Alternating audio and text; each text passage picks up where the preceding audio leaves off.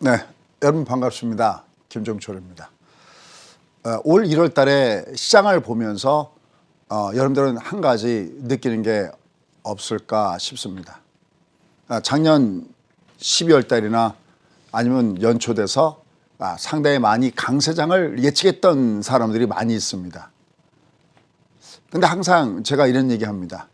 저는 사실 종합주가지수로 잔뼈가 굵은 사람인데 누군가 저한테 1월 달에 장이 제뉴얼 이펙트가 올까요? 라고 이렇게 저한테 역시 질문 많이 하죠. 근데 이미 여러분께 그런 힌트는 드렸습니다. 시장이라고 하는 것은, 주가라고 하는 것은 상대 비교에 있다. 그러니까 세숫자에 놓여져 있는 물의 온도는 어느 한 가지 물만 들어간 것이 아니라 그 물에는 세 가지 물이 담깁니다. 하나는 경기, 하나는 금리, 하나는 심리. 심리는 뺄 수 있습니다. 그 심리라고 하는 것은 단기적인 충격만 주는 것이지 크게 어떤 기조를 꺾고 돌지는 않습니다. 근데 정말 중요한 것은 바로 경기와 금리다라고 얘기했어요. 근데 이게 일반적일 때는, 정상적일 때는 서로 반대 방향으로, 마치 톱니바퀴 이렇게 움직일 때 서로 반대 방향으로 움직이듯이 하나가 우회전하면 하나는 좌회전하고, 하나가 좌회전하면 하나는 우회전합니다. 즉 작년 2020년도 3월 달처럼 팬데믹 현상 때문에 경기가 곤두박질 친다. 그러면 주가에는 마이너스적인 영향이죠. 그러면 어떻게 될까요? 한쪽에서는 금리를 내리면서 한쪽에서는 역시 시장을 이롭게 하는 유동성을 풍부하게 하면서 돈을 뿌려댑니다. 다만 처음서부터 주가가 움직이는 건 아니죠. 여러분 2008년도에 리먼 사태 때 여러분 기억나시죠? 그때 어떻게 했나요? 금리가 5.25에서 금리가 제로까지 했을 때 처음에 금리 내린다고 해서 곧바로 유동성이 공급된다고 해서 주식이 올라간 건 아니죠. 결국은 5.25부터 금리가 제로 금리까지 내려가는 동안에 아직 시장의 물은 경기가 안 좋아진 것에 의한 것들도 있었겠지만 고금리 때문에 굉장히 물이 차갑게 돼 있었습니다. 그럼 이게 내리고 내려갔고 이 경기와 금리 어떤 바란스를 본 다음에 드디어 금리가 내려간 그 수준이, 즉 유동성 공급한 그 수준이 경기가 안 좋은 것을 커버했을 때 결국은 주가가 위로 가는 거거든요. 아마 이 앞에 유튜브에 가서 보시면 시장을 분석할 때 올 1월이 굉장히 중요하다라고 하면서 어떤 말씀을 드리냐면 어차피 금리 사이클은 올라갈 수밖에 없다. 다만 금리가 올라간 것을 때려잡을 수 있는 것은 오직 딱 하나밖에 없다. 뭐가 더 좋아야 된다? 실적. 그렇죠. 실적. 경기가 더 좋아야 된다. 그래서 우리가 항상 예측과 대입 그리면서 아마 이렇게 제가 이 앞에서 많이 보여드렸습니다. 그냥 가위바위보 했을 때 내가 어느 땐가 예측을 잘해서 이길 수도 있지만 내가 예측이 잘못해서 졌을 때 만약에 저한테 두 번 가위바위보를 낼 수 있는 그러한 권한을 준다면 항상 누구랑 싸울 수도 이길 수 있다. 왜? 내가 진 다음에, 즉 예측에서 틀린 다음에 곧바로 대응할 수가 있다라는 말씀을 참 많이 드렸어요. 좀 이따 뒤에도 나오겠지만 여러분들 12월 달은 주가가 발해 방향이 위였죠. 근데 지금 1월 달은 발해 방향이 어떤가요? 아래입니다. 아래죠. 그거 어렵지도 않거든요. 그냥 그림 공부입니다. 연초 대비, 월초 대비 주가가 어느 방향으로 움직이냐라는 겁니다. 최근에도 주가 올라갔다가 또 두디겨 맞았죠. 아마 아침에도 저희 수강생들 이 방송 보고 있을 텐데 특히 제가 가장 주지시키는 것이 있습니다. 우리가 발해 방향이 아래가 아니라 미국이 만약에 발해 방향이 아래인 그 달에는 절대 신용 쓰지 마셔야 되고 현금은 최소한 50% 갖고 있어야 되고 그렇게 얘기합니다. 그래도 내리는 빗줄기에 아무리 우산을 쓰고 있어도 어깨가 졌고 땅바닥이 튀긴 빗방울에 졌습니다. 그런데 안타깝게도 뭐 제뉴얼 이펙트다 뭐자 그냥 얘기하는 사람들, 참 그 사람들은 정말 우리가 한마디로 얘기한다면 좀 반성 좀 해야 됩니다. 그때 손해는 고스란히 여러분들 손해거든요. 그러니까 여러분들이 맹목적으로 따라가지 않으려면 항상 방금 신군도 얘기했지만 모르고 번 돈은 내 돈이 아니다. 항상 예측과 대응을 같이 하는, 최소한 월이 바뀌면 이게 월초 위에서 움직이는지 월초 아래에서 움직이는지, 이번 달에 주도주는 다 어디 있는 걸까요? 당연히 월초 위에 있는 종목이 주도주가 되죠. 그것이 아닌 것은 주도주가 아니거든요. 저는 이 실수를 제가 항상 저희 수강생한테 그런 얘기합니다. 제가 똑똑해서 여러분께 그런 얘기하는 게 아니라 제가 더 많은 실수를 30년 동안이나 해왔기 때문에 항상 제가 여러분께 실패해서 배우는 성공학, 그리고 제가 실패했던 것들을 같이 공유한다라고 하고 있습니다. 자, 그럼 이제 지금부터 조금 여러분이 듣기에 조금 좀 쇼킹한 얘기들, 또 이미 빠르셨던 분들은 어느 정도 감지하고 어떤 얘기들을 지금부터 하려고 합니다. 주식뿐만 아니라 특히 부동산, 영끌이 이런 분들이 상당히 지금 심각한 고민에 빠져 있을 텐데요. 이런 부분들을 제가 풀어 나가려고 합니다. 다만 이러면서 한 가지 이렇게 부탁 말씀드리고 싶습니다. 제가 하는 의견은 저의 의견이기 때문에 만약에 다른 데서 들었던 의견과 다르다 하더라도 김종철 소장은 저렇게 보는구나 해서 그냥 들어주시면 나름 보람이 있겠습니다. 자, 그럼 첫 번째 타이틀. 급락을 줬습니다. 우리도 급락을 줬고 미국도 급락을 줬습니다. 그런데 어떤 급락이냐. 한국과 미국의 동시에 어떻게 보면 뒤통수 맞은 격이다라고 할 수가 있겠고요. 그 뒤통수 맞은 그 내용들이 한편 따지고 보면 우리나라의 중앙은행과 미국의 중앙은행 패드 안의 분위기를 우리가 그 안에 들어가진 않지만 이 사람들이 이러한 생각을 갖고 있구나라는 것을 간접적으로 알 수 있는 한국과 미국발 금융 관련된 긴축으로 주가가 급락을 보여줬습니다. 자, 그러면 여기서 제일 중요한 것은 우리가 이번에 금리를 1.25면 여러분들 아시겠지만 팬데믹이 터지기 전에 2019년도에 연말에 금리가 1.5니까 경제 상황은 그때만큼 돌아가지 않았는데 이미 금리는 그때만큼 돌아가 있습니다. 바로 이것이 문제이기도 하죠. 우리가 보통 금리를 올릴 때 수요 인플레에 의해서 경기가 좋아져서 금리가 올라가는 것은 아주 선순환 과정으로 굉장히 좋은데 지금 우리는 그러한 과정들이 사실은 아니죠. 그렇기 때문에 더욱더 더 충격을 받고 있고 특히 OECD 경기 선행 지수가 작년 7월 달 이후에 꺾였기 때문에 제조업의 비중이 큰 우리나라는 영향을 받을 수밖에 없고 거기 어디선가 여러분께 9월 달이었나요? 우리나라 주시장이 어디보다 나쁘다고 그랬냐면 중국보다 미안한 얘기지만 중국보다도 어렵습니다. 최근에 보시면 중국과 우리나라 시장에 보더라도 그걸 환영하게 느낄 겁니다. 자, 근데 더 중요한 게 있습니다. 이 모든 것들에 대한 그 변수가 이미 작년부터 예고된 대로 우리가 1월 달을 봐야 됩니다 그러는데 드디어 1월 달인데 더 큰 변수가 바로 1월 말에 옵니다. 그럼 제가 아까 서두에 주식뿐만 아니라 부동산은 우리가 누구나 다 갖고 있잖아요. 아니면 부동산을 없는 사람도 제가 방금 우리 친구한테도 그랬는데 내가 아직 집이 없는 사람은 내가 도대체 어디서 무엇을 준비할 것인가. 저는 예전에 여러분께 2023년도 4년도에 저희 회원들한테 강남 갑시다라는 얘기했어요. 왜냐하면 그때 정도면 최소한 버블은 터질 거라고 봤기 때문에 그런 얘기했거든요. 근데 지금 이 금리 인상 사이클이 굉장히 빨라지고 있습니다. 그래서 더 큰 변수는 1월 말 또 하나. 과연 우리나라 금리는 어디까지 갈 것인가 생각해 보셨습니까? 지금부터 그거를 여러분과 함께 심도 있게 한번 살펴보도록 하겠습니다. 자, 한번 가시죠. 자, 먼저 미국부터 들어가도록 하겠습니다. 자, 아까 제가 우리나라와 미국과 우리나라가 동시에 뒤통수를 얻어맞았다 그러는데 바로 이 인물입니다. 브레너드 부의장이죠. 예전에 연준 이사였다가 지금은 부의장이 됐습니다. 그럼 자, 여기서 굉장히 중요한 내용도 있습니다. 제롬 파웰은 너무나 잘 아시죠. 여러분들 조 바이든 대통령이 과연 패드의 의장을 누구를 할까 할 때 두 인물은 경쟁을 보였던 인물입니다. 일부에서는 제롬 파웰이 아닌 바로 브레너드 이사가 패드 의장이 될 것이다라고 예측했던 분도 있습니다. 아시다시피 제롬 파웰 어느 당 사람입니까? 공화당 사람입니다. 브레너드는 민주당 사람이죠. 그래서 일부에서는 브레너드 의사가 이 사람이 될 수도 있다라고 관측도 나오기 시작했습니다.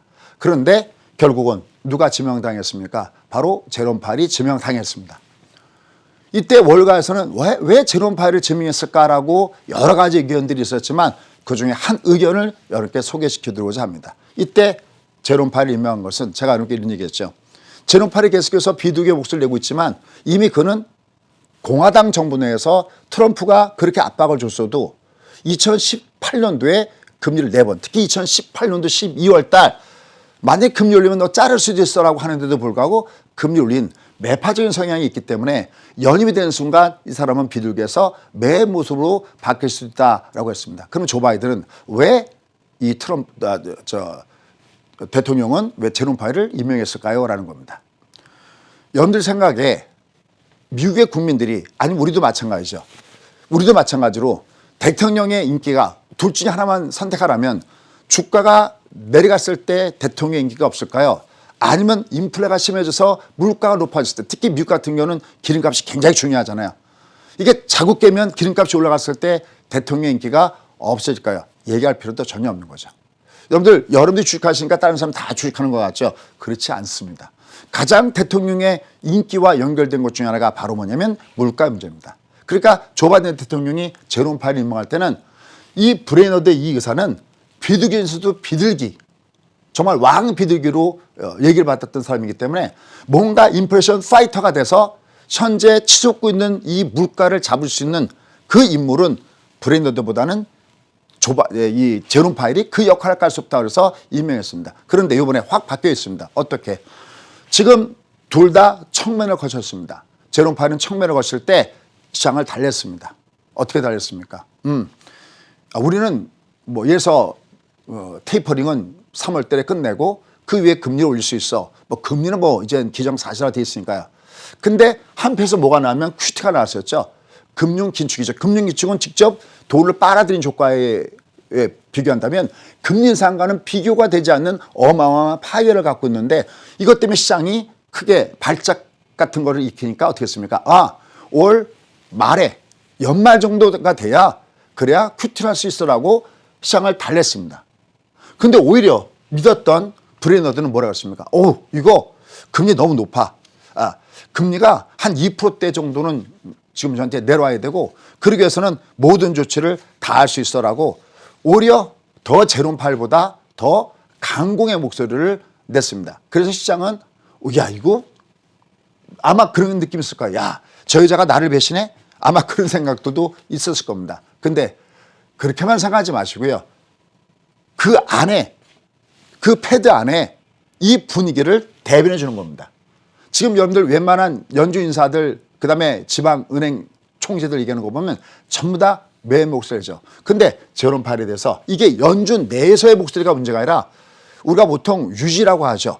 또 한번 거쳐갔던 사람들. 그러니까 지금 예전에 패드에서 굵직굵직한 자리를 거쳐갔던 그 외부 인물들이 어떻게 평가하느냐가 중요한데 지금 제롬 파웰에서 4가지 당신 잘못했다고 지적하는 사람이 있습니다. 누구냐? 바로 넘버3였던 윌리엄 더들리 전 뉴욕 은행 총재가 당신 잘못했어라고 강하게 질타하고 있습니다. 그 첫 번째 하나가 인플레이션을 일시적이라고 봤죠. 그거에 대해서 지적을 하고 있고요. 그다음에 우리가 한때 좋아했던 것이 있습니다. 사실 주식시장 입장으로 보면 고맙죠. 미국 시장에서 돈을 벌고 있으니까. 그게 뭐였냐면 원래 연준의 인플레이션 목표치는 몇 %대입니까? 2%대가 되면 위험하잖아요. 근데 뭘 썼죠? 에버리지. 소위 얘기하는 평균 물가 목표제를 썼었죠. 그러니까 당분간 2%대를 넘어가더라도 이 뒤에 너무나 물가가 낮았기 때문에 이걸 평균적으로 따지겠다. 평균 이 물가 목표제가 잘못됐다고 지적하고 있습니다. 결국 그 얘기는 경기가 과열권에 들어가야 뒤늦게 행동하는 것밖에 더 되느냐서 굉장히 강하게 질타를 받고 있는 그 부분들이 바로 여기에 또 나와 있다라고 할 수 있겠습니다. 그다음에 또 이제 잘못된 것이 뭐냐면 최근에 이 인플레이션에 대해서 굉장히 강하게 나오는 것들이 뭐냐면 임금이죠. 임금을 한번 올라가면 내려가기 힘듭니다.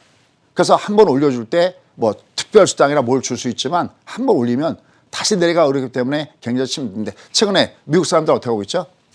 지난 11월에도 무려 450만 명이나 일자리를 그만뒀다고 합니다. 자발적으로. 왜 그만뒀을까요? 첫째, 이미 돈을 많이 벌었다는 거죠. 왜? 미국 시장이 굉장히 핫해서 돈을 많이 벌었고 두 번째는 사람이 굉장히 부족합니다. 일자리를 구인하는 건 무려 1,000만 일자리가 기다리고 있는데 사람들이 안 가는 거죠. 왜냐하면 팬데믹 이것 때문에 내가 거기 뭐하러 거기 가느냐. 그리고 내가 나온 다음에 다른 데를 들어가면 더 높은 임금을 주겠다는 겁니다. 그러니까 이러한 어떻게 보면 노동시장의 긴축에 대해서 제대로 대응하지 못했다. 기타 등등 이런 지적을 지금 제롬 파웰이 받고 있습니다. 그럼에도 불구하고 지금 제롬 파웰은 이번에도 양적 긴축은 연말이나 가야 할 수 있어 라는 얘기를 하고 있는데 가장 중요한 것은 가장 비둘기일 수도 비둘기 그다음에 어떻게 보면 민주당 의원이기 때문에 실세 중에서 실세로 꼽히는 사람이 바로 이 브레이너드인데 이 브레이너드가 굉장히 강한 매 목소리를 내고 있다는 겁니다. 이로 해서 미국 시장은 강하게 밑에서부터 튕겨 올라가다가 다시 한번 위에서부터 충격파를 받았던 부분이 있습니다. 자, 그럼 과연 우리는 어디다가 비중을 둬야 될까요? 뒤에 그 결론이 있습니다. 자, 그다음에 이제 그런가 보다 충격에서 벗어나지 못하고 있는데 이번에 또 이주열 총재가 타이틀 한번 보시죠. 끝까지 뭐였다? 매였다. 자, 이만큼 끝까지라는 표현했는데요.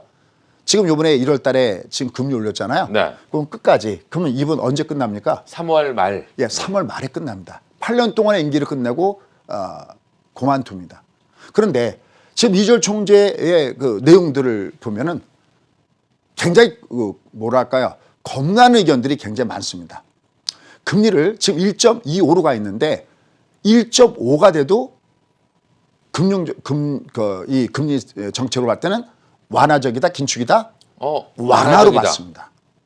그 얘기는 무엇이냐면 자기는 그만두면서 어떻게 보면 다음에 올 하는 총재의 하는 해 금리를 더 올려야 된다는 것을 오히려 뭐랄까요? 인수인계하고 가는 느낌이랄까요? 야, 그러면 왜 이주열 총재가 우리가 알던 이주열 총재가 왜 이런 목소리를 내는가? 이걸 우리가 또 면밀하게 봐야 된다는 겁니다. 그래서 데이터를 준비해 왔습니다. 앞서 설명드린 대로 이게 특히 여러분들 부동산에 관심 있는 분들 특히 봐야 됩니다. 아마 여러분들 주변에 약간 외곽 쪽은 어떻습니까? 부동산 가격이 지금 벌써 조금씩은 떨어지고 있습니다. 영향을 받고 있지 않을까요? 우리가 보통 부동산 전문가들이 얘기하는 1.25의 금리 수준, 기준금리의 1.25의 금리 수준은 부동산 가격이 올라가다가 멈춰주는 약간 이 매수야 매수세가 팽팽하게 맞서는 그 라인을 1.25라고 보고 있습니다. 여기를 넘어서는 순간부터 1.5, 1.75 특히 2%에 가면 부동산은 강하게 충격을 받을 거다라는 얘기들을 상당히 많이 하고 있는 라인입니다. 드디어 그 임계치에 드디어 들어왔습니다. 자, 그럼 앞으로 금리 사이클은 어떻게 될까요? 라는 겁니다. 자, 근데 이게 합리적으로 데이터를 갖고 와야 되죠. 한번 보시죠. 지금 2021년도에 한국은행에서 전망한 내용입니다. 한국은행에서 전망한 그 내용들을 보면 이게 11월 달에 나온 건데 11월이나 12월이나 거의 비슷합니다. 작년에 소비자 물가 상승률을 2.3 정도 보고 있습니다. 그다음에 올해 얼마를 보고 있습니까? 2.0을 보고 있습니다. 그러니까 작년도의 물가 상승률보다 올해 물가 상승률이 어떻다고 본 거예요? 조금 더 낮다라고. 낮다라고 봤지 않습니까? 그런데 서프라이즈 달라졌습니다. 한번 보시죠. 여기 지금 보시면 소비자 물가 상승률을 올해 그러니까 2.0을 본 것은 상반기에는 한 2.3 정도가 되고 하반기에는 2.0 아래 얼마? 1.8 정도를 보고 있습니다. 그러니까 작년에가 2.3이고 올해는 2.0이 될 것이다라고 했는데 지금 염 생각하면 자기가 하는 총재 자리를 물러나가면서도 지금의 1.5의 위치는 완화 쪽이다. 그러면 긴축이라는 건 뭐냐면 긴축이라는 것은 어떤 부분이냐면 결국은 중립금리 이상으로 위로 올리면서 현재 나타나고 있는 어떤 인플레이션에 대한 것을 강력하게 잡기 위한 그런 정도의 수준으로 갔을 때 우리가 금융을 긴축한다라고 얘기하거든요. 근데 지금 여기 내용을 보시면 2.3에서 1.8 이게 원래 작년 11월 아니면 12월 정도에 내다봤던 한해 전망인데 이게 확 바뀌어버렸습니다. 자, 주목할 내용이 바랍니다. 상반기에 얼마까지요? 2.3이 아니라 3%대. 3%대. 이게 앞으로 우리가 굉장히 주목해야 될 부분입니다. 상반기에 3%대까지 가고 하반기에 2.0 아래로 내려갈 걸 봤는데 하반기 물가도 여전히 2%대를 여전히 전망하고 있다. 결론적으로 뭐냐면 아까 올해 물가 지수가 작년보다 높아질 가능성을 시사하고 있다라는 겁니다. 다시 한번 볼까요? 지금 작년에 2.3에서 2.0으로 올해를 봤는데 그게 아니라 2.0이 아니라 2.5까지를 2.5 이상으로 보고 있다라는 겁니다. 그러니까 이렇게 되니까 시장 전문가들이 올해 금리를 올릴 때 몇 번 정도 올 걸로 봤느냐? 지금 방금 신문도. 그래서 이렇게 되면 금리 1.5는 그냥 가지 않습니까? 현재까지 나와 있는 데이터입니다. 이게 언제든 바뀔 땐 얘기할게요. 1.5까지 가는 게 문제가 아니라 일부에서는 1.75, 2.0까지 바라보고 있습니다. 그러니까 시장에 이 금리 전문가들이 예측했던 것은 올해 금리는 3번 내지 4번 정도 올릴 수 있어라고 보는데 그게 아니라 미니멈 4번 내지 5번 정도 금리 올린다고 합니다. 아까 부동산의 어떤 한 해 임계치가 1.25인데 이게 1.5는 기본으로 갖다 놓고 1.75나 2.0을 간다 그러면 과연 우리가 버틸 수 있을까요? 여러분 어떻게 생각하십니까? 여기서 이주열 총재는 뒤에서 또 화끈한 대답을 또 내놨기 때문에 주목을 해줘야 됩니다. 3번 내지 4번의 인상 가능성에서 이제 4번 내지 5번 정도 인상이다. 그럼 왜 이렇게 변했느냐? 여기 데이터를 보시면 지금 작년에 2.3으로 봤지 않습니까? 그런데 이게 달라졌습니다. 이것이 발표가 된 다음에 그 다음에 물가가 확 바뀌었습니다. 어떻게? 데이터가 이겁니다. 이게 지금 작년에 11월과 12월에 소비자 물가지수가 발표가 된 건데요. 이게 얼마가 나왔느냐? 3.8, 3.7을 나와버렸습니다. 그러니까 이게 확 바뀌어버리니까 전체 연도별 작년에 아까 물가를 얼마 봤냐? 2.3을 봤죠? 네. 이게 2.5로 확 올라가 버린 겁니다. 그러니까 한은도 어떻게 되겠습니까? 화들짝 놀라겠죠. 야, 이거 이대로 놔두면 이거 상당히 문제가 됐구나 해서 지금 이주열 총재의 매 목소리는 굉장히 강력한, 이거 매 목소리보다는 거의 독수리의 목소리에 가깝게끔 지금 한은이 바뀌었다는 걸 보셔야 됩니다. 실제로 주가에서 타격을 받았습니다. 보통 우리가 금리가 올라가면 어떤 종목에 영향을 받습니까? 성장주. 예, 성장주 종목이죠. 그럼 우리나라에서 가장 대표적인 성장주가 뭐가 꼽힙니까? 카카오하고 네이버 꼽히죠. 여기서부터 빠진 거 말고요. 그냥 요번 달에만 주가가 빠진 게 16%가 카카오가 더 빠졌고요. 주가가. 그다음에 네이버도 지금까지 빠진 게 9% 더 빠지면서 영향을 크게 주고 있다는 겁니다. 물론 얘들은 밑으로 가면 월봉사에서 하단에 24, 이건 좀 나머지 부족한 부분들은 좀 이따가 10시 반에. 그래서 제가 얼마 전에 여기 다른 방송에 출연했다고 그랬죠. 네. 그래서 이걸 또 연초에 굉장히 많이 들어갔다고 합니다. 일반 투자자들이. 하나, 여러분들, 얘가 이거 있잖아요. 이런 자리에서 제가 중국보다 누유 맞다 하잖아요. 무조건 급락을 주면 주가 무조건 뭘 줘야 된다고 그래요? 급등을 줘야 돼요. 무조건 급등을 줘야 되죠. 급락 다음에 옆으로 누우면요. 가장 위험한 패턴입니다. 제발 조금만 공부하면서 하면 어떨까요?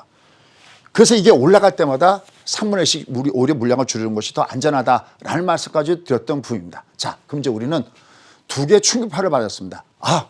패드의 분위기, 항상 빵긋빵긋 웃어주던 브레이너드가, 비둘기 목소리였던 브레이너드가 오히려 누구보다 더 강한 목소리였다. 제롬 파웰보다 더 강한 목소리였다. 그리고 이주열 총재는 우리가 보통 군대에서도 병장이 제대할 때 몸 안 다치려고 조용하죠. 네. 근데 말년에 뒤에 가시면서도 오히려 다음에 오는 이 한은 총재한테 마치 금리 인상의 어떤 그런 것까지 메신저까지 전달해 주고 가듯이 그런 목소리를 내고 있다는 점을 우리는 지금부터 봐야 됐습니다. 결국 그러면서 자, 이제 결론으로 서서히 들어가도록 하겠습니다. 그러면서 한미 주가가 동시에 영향을 받으면서 하단으로 내려갔습니다. 한번 보시죠. 12월 달에는 발해 방향이 위, 지금의 발해 방향이 아래. 여기도 여기 뭐 얘기할 것도 없죠. 이건 부위험이죠. 이거 맨날 우리가 얘기했던 부위험이죠. 그죠? 항상 주가가 여기서 항상 고점을 찍었을 때는 항상 내려갔다가 올라가면 이건 절반을 섬기고 급락급등 완만 턴을 줘야 되는데 이게 급락급등 이렇게 급락을 줄 때가 있기 때문에 항상 이 자리에 올 때는 물량을 줄여라는 것이 대전제죠. 특히 하나 주목할 것이 있습니다. 바로 그것이 뭐냐면요. 항상 연초에 짱대봉을 줬을 때 이렇게 연초에 장대봉을 줄 때는 상당히 조심해야 됩니다. 사실 미국 시장도 보시면요. 사실 미국 시장은 상대적으로 강하게 올랐던 장인데도 미국 시장 자체도 연초에 뭐를 주면서 짱대봉을 주면서 주가 내려가거든요. 종목들도 한번 보시죠. 연초에 장대봉을 보거나 아니면 이거랑 같은 동급이 있습니다. 뭐냐면 흑산병을 줘버리면 그 달에 그 종목은 조정을 받게끔 되어 있습니다. 얘도 두드맞고 여기도 두드맞고 또 올라가다가 또 여기서도 또 두드맞고 있습니다. 자, 그러면 가장 중요한 거. 우리가 이제 향후 아까 뒤에 1월 말에 변수가 크게 두 개가 있다 했죠. 이 변수를 보면서 우리가 정해봐야 될 것이 있습니다. 자, 그럼 얘가 여기 M파동이었죠. 내려가면서. 이게 들어졌었죠. 여기까지 들어졌었죠. 하지만 이게 넓어지고 있고 여기서 5일선 쌍봉 주면 조심해야 된다고 그랬죠. 네. 그죠? 5일선 쌍봉 주서 얘가 밑으로 내고 있습니다. 이게 대응의 전략이죠. 얘가 5일선 쌍봉 줄지 아닐지 어떻게 하겠습니까? 보면서 대응하는 거죠. 쌍봉 주면서 얘가 밑으로 갔습니다. 그럼 여기서 체크 포인트는 뭘까요? 바로 L파동 전환 여부입니다. 어디 지지부가 L파동입니까? 전 저점이죠. 여기를 세상 앞서도 지켜줘야 됩니다. 여기를 지켜준가 여부가 매우 중요합니다. 그래서 예전에 보여드렸던 것이 있었죠. 두 종목이 있었습니다. 지금도 있지 않습니다. 이 셀트론이 L파동의 대표적인 키스하면서 여기를 깼기 때문에 다음간 조심해야 됩니다. 때 여기 주가가 위로 올라갔잖아요. 네. 이때 제가 공개 강의할 때입니다. 누차겠지만 얘가 좀 L파동이기 때문에 좀 조심해야 된다는데 얘가 주가가 뜨고 있네 그럴 때 얘는 어떤 거였냐면 얘가 월초 양봉이었어요. 여러분께도 그런 말씀드렸죠. 얘가 월초 양봉이었기 때문에 얘는 반등을 줄 수는 있다. 하지만 얘가 이미 저점을 깨고 내렸기 때문에 얘가 올라갈 때 조심해야 된다고 그랬죠. 그 다음에 주가 빠진 거 보십시오. 그죠? 정말 랄지로 주가가 빠지고 있죠. 하단으로. 그러니까 이게 굉장히 중요한 하나의 잣대가 되는 거거든요. 여기 보시면 여기도 여기를 깨고 내렸는데 이렇게 들어주다가 지금 이틀 동안 조정받고 있죠. 이건 뒤에 나오는 LG 엔솔과 연결돼서 볼 수가 있습니다. 그러니까 지금 우리가 주목해서 봐야 될 것은 요번 때 일단 주가가 어디 와 있다고요? 밑으로 월초 아래 바람이 아랫단으로 타고 있습니다. 하지만 낙담하긴 이릅니다. 왜냐하면 그것은 종합이 밑으로 나간다는 것이지 이번에 월초 대비 위로 올라간 종목군들이 굉장히 많습니다. 네. 그 테마주 종목군단들을 봐야 됩니다. 그래서 항상 이렇게 말씀드리지만 지금은 종합에다가 승부 거는 장세가 아니라 어디다 승부 거는 장세다. 바로 일부 테마성 종목에다가 승부 거는 장세다. 그건 좀 이따가 10시 반 방송에서 이렇게 말씀을 좀 드려보도록 하겠습니다. 자, 그럼 이제 결론 맺도록 하겠습니다. 1월 말에 두 가지 변수가 있습니다. 그 두 가지 변수가 뭐냐. 이따 먼저 국내적으로는요. 이 에너지 엔솔 이게 문제입니다. 여러분들 많이 공모주 같은 거 나오면 막 신나가서 공모하니까 좋죠. 근데 주시장의 입장을 보면 아주 안 좋습니다. 이 대여들이 이 주시장에 들어오면서 빨대로 꽂아갖고 쭉쭉 빨아들입니다. 쭉쭉 빨아들이니까 지금 뭐가 떨어지지 주가는 밑으로 곤두박질치죠. 왜냐하면 내가 돈이 많이 있어서 딴 데서 끌고 오는 것이 아니라 내가 이미 갖고 있던 그 주식 계좌로 그걸 해야 되니까 어떤 현상을 하게 됐습니까? 다른 주식은 어떻게 되겠습니까? 팔죠. 이게 문제가 되는 게 이번 주에 한번 보십시오. LG 엔솔이 공모주 청약하죠. 19일까지. 그러면 뒤늦게라도 참가하겠다는 사람은 언제 팔아야 됩니까? 아직 월요일에도 좀 여전히 문제가 될 가능성이 굉장히 높겠죠. 네. 그다음에 또 에너지 솔루션 상장됩니다. 얘 시가총액 얼마 지금 내다보고 있습니까? 약 한 70조. 그러면 들어오자마자 시가총액이 몇 위 올라갑니까? 시가총액 넘버 3 올라갑니다. 그러면 상대적으로 여길 편입시켜야 되는 기관들이 또 상당히 있겠죠. 그럼 다른 주식은 상대적으로 약세는 사람 많이 보이죠. 예전에 여러분들 카카오뱅크라든지 많은 주식들이 그런 현상을 보였었죠. 네. 상대적으로 그런 부분들이 나타날 가능성이 굉장히 좋습니다. 여기다가 25, 26일 날에는 바로 FOMC가 열리게 돼 있고요. 특히 요번에 이게 진짜죠. 개인 소비 지출이 28일 날 이게 발표가 납니다. 우리 이 앞에 CPI나 PPI가 나왔지만 그렇게 예상치를 벗어나지는 않았었죠. 그런데 이 PCE가 이게 가장 연준에서 주목해서 보는 이 지표인데 이게 다 어디에 몰려 있습니까? 이게 지금 이제 다음 주부터 나타나는 그 변수에 돼 있기 때문에 주가 여전히 어떻게 될까 굉장히 높을까요? 위아래 변동성 관련 놓일 가능성이 굉장히 높습니다. 자, 그럼 먼저 LG 에너지 솔루션부터 좀 보도록 하겠습니다. 지금 공모가 30만 원으로 결정됐죠. 그렇죠? 네. 상장하자마자 곧바로 계산해보면 시가총액 70조면 1등 삼성전자, 2등 SK 하이닉스 뒤어서 넘버 3에 등극하게 됩니다. 근데 이거 지금 얼마 정도 보고 있느냐? 기본 시가총액이 얼마 정도 간다고 보냐면 무려 100조 간다고 보고 있습니다. 그러면 곧바로 3위에서 얼로 올라타는 겁니까? 2위로 올라타게 됐습니다. 이게 이 에너지 솔루션으로 봤을 때는 좋은 얘기죠. 그러니까 에너지 솔루션을 봤을 땐 내가 얘는 주식의 입장을 보면 좋은 거지만 나머지 종목으로 보면 이게 거기서 빨대로 꽂아서 이쪽으로 간다는 측면에서 보셔야 되겠습니다. 여러분들 한번 들어는 맞나요? 뭐를요? 일경이요. 여기에 기간 수요 자금 예측했는데 무려 1경이 되었습니다. 1경이 뭐 얼마인지 아십니까? 여기 동그라미 몇 개나 찍어야 될까요? 한번 계산해 보십시오. 이거 16개 동그라미가 뒤에 놓여야 1경이랍니다. 가히 상상도 안 갑니다. 우리가 조까지는 경험해 봤잖아요. 네. 1경이라고 합니다. 무려 경쟁률이 얼마냐? 2023 무슨 뭐 연도 나타내는 줄 알았습니다. 2023 대 1입니다. 그럼 여기 가격 형식 들어보시죠. 카카오뱅크 여기도 보면 카카오뱅크도 그렇게 컸는데 4분의 1 정도 수밖에 안 되죠. 네. 그다음에 SKIT 이것도 한 2,400조. 이것도 1,700대, 1,800대인데 얘는 모든 걸 다 갈아치우는 엄청난 부분입니다. 그래서 지금 주식시장 주변에 에너지 솔루션 워낙 좋은 평가를 받았던 회사고 성장성도 굉장히 좋기 때문에 기분이 100조를 보이고 있고 이 주변에 맴도는 자금만 무려 한 130조. 그다음에 패시브 자금. 이게 어차피 시가총액 상위로 들어가기 때문에 지수를 추정하는 ETF는 무조건 이걸 편입시켜야 되겠죠. 이 금액만 해도 무려 1조 5천억 정도의 이런 부분들을 단다. 결국 이것은 당분간 어떤 것을 다른 종목에는 시가총액 상위권 때 다른 종목에는 안 좋은 영향을 줄 수 없다는 것이 현재 뒤에 아직까지 변수로 남아있다라는 측면을 보셔야 되겠습니다. 자, 그러면서 아까 얘기했던 대로 미국이 PC가 발표가 되지 않습니까? 지금 하나 믿는 게 있습니다. 그게 뭐냐? 지난번에 말씀했지만 이 앞에 전년도에 PC 개인 소비 지출을 얼마를 받냐면 5.3을 받지 않습니까? 근데 지금 얼마를 보고 있느냐? 2.6을 보고 있죠. 이게 무슨 의미입니까? 상반기에는 여전히 인플레이션 효과가 굉장히 크게 나타날 수 있지만 하반기에는 긍정적으로 나타날 수 없죠. 근데 우리나라는 지금 아까 보셨죠? 나름대로 긍정적으로 보다가 지표가 굉장히 급변하면서 부정적인 시각으로 돌변하는 모습을 주고 있습니다. 이 변수가 소용돌이가 이제 다음 주부터 계속해서 나타납니다. 무조건 되고서 살아? 여러분 귀에는 그게 간지럽고 좋을 수 있겠죠. 그게 아니라 당분간은 위로 올라가면 이 변수들이 지나가야 되니까 올라가면 위에서는 두들겨 맞고요. 대신 쏠 때는 밑에서 쏘는 계속 변동성 구간에서 이런 현상이 나타날 수 있습니다. 자, 그러면 최종적으로 결론을 맺도록 하겠습니다. 선생님 그러면 미국 어떻게 될까요? 이건 제가 어제 밤에 한 새벽 1시가 어제 나타난 건데요. 그래도 다행스러운 것이 있습니다. 우리가 아직까지 못 올라가더라도 미국이 받쳐줘야 되지 않습니까? 그럼 예를 보면 밑에 아직까지 뭐가 든든합니까? 내려갈 때마다. 마틴이죠. 120부터 240 마틴겔존이 단단합니다. 얘가 이것으로 인해서 주가가 꼭 치지는 않습니다. 금리가 제로 금리에서 처음으로 금리 올라가면서 꼭 치지 않습니다. 그래서 2016년도 2월 달에 주가를 보시라고 했죠. 올라가다가 주가가 급락을 주니까 패드의 정책이 바뀌듯이 그렇게 될 정도면 이 패드의 정책은 선할 가능성이 굉장히 높습니다. 하지만 지금 현재의 모든 상황의 분위기가 굉장히 매파적인 상향으로 흘러가지고 있다는 점은 우리가 주목을 해줘야 되고 그 변수가 1월 말에 두 가지 아까 LG 엔솔루션하고 그다음에 아까 했던 미국의 패드나 PC 지표가 발표되기 때문에 이 지표가 나올 때서 주가는 계속 어떻게 될까요?